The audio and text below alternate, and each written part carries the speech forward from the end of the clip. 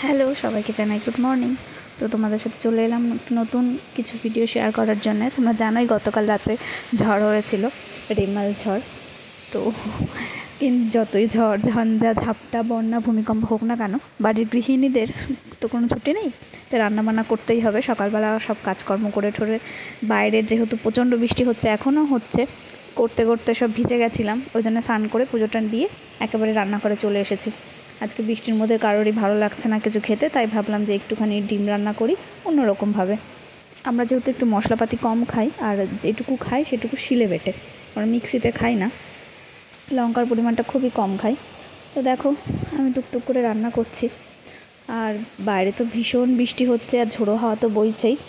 আমাদের এদিকে যতটা আশঙ্কা করা হয়েছিল যে ঝড়ের পরিমাণ খুব বেশি হবে, খুব গতিবেগ থাকবে, কিন্তু রাতে হয়েছে অতটা বুঝতে পারিনি। সকালবেলা দেখলাম যে বেশ একটু ডালপালাও ভাঙেনি, তার থেকে বোঝা গেল যে সেরকম একটা ঝড় হয়নি মনে হয়। তো তোমরা যেখান থেকে ভিডিওটা দেখছো, যে যেখান থেকে জানিও তোমাদের ওখানে কেমন ঝড় হয়েছে।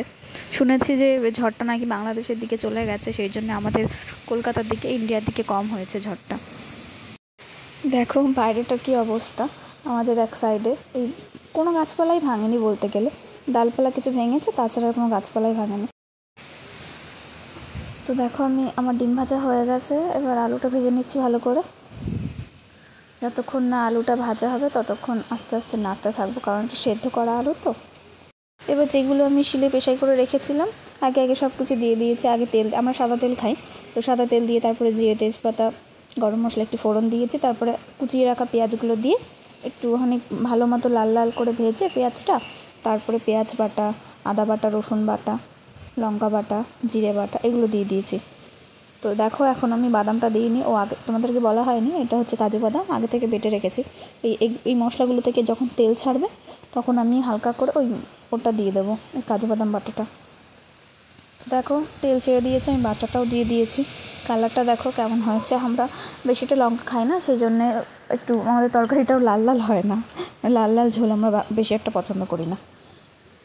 তো দেখো আস্তে আস্তে এই মশলাটা কষিয়ে নেব, হালকা কষাবো, অতটাও কষিয়ে নেবো না, আমি পুড়িয়ে ফেলবো না, পুড়িয়ে ফেলে তখন মশলাটা পোড়া গন্ধ বলবে, তরকারিটা নষ্ট হয়ে যাবে। এইবার মশলাটা একটু কষানো হয়ে গেলে আমি এর মধ্যে ভেজে রাখা ডিম আর ভেজে রাখা আলুটা দিয়ে দেবো।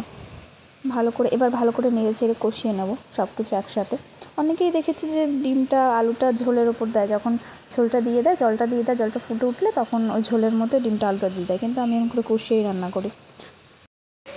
তো দেখো ডিমের সাথে আলুগুলো ভালো মতো কষানো হয়ে গেছে। এবার টমেটো সস দিয়ে একটু নেড়ে চেড়ে তারপরে আমি আগে থেকে জল ফুটিয়ে রেখেছিলাম, সেই জলটা দিয়ে দেবো। তারপরে একটু ফুটে আসলে গরম মশলা দিয়ে দেবো আর ঘি দিয়ে নামিয়ে দেবো, ব্যাস আমার ডিম রান্না কমপ্লিট।